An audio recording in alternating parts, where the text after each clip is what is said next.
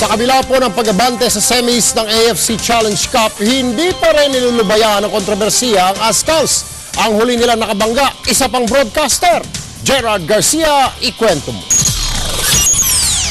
Tutok ngayon ang spotlight sa Philippine Azcals, pero hindi lang dahil sa kanilang mga panalo sa AFC Challenge Cup, kundi dahil sa kinaharap na sexual harassment case ng Azcals na sina Lexton Moy at Angel Guirado.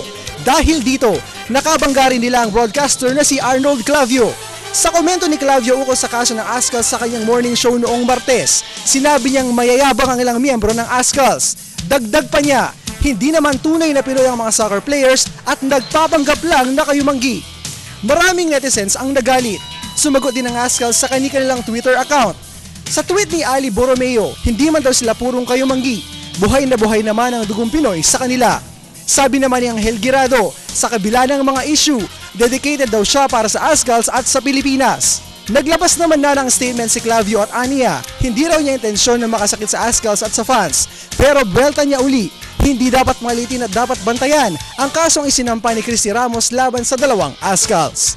Gerard Garcia, News 5.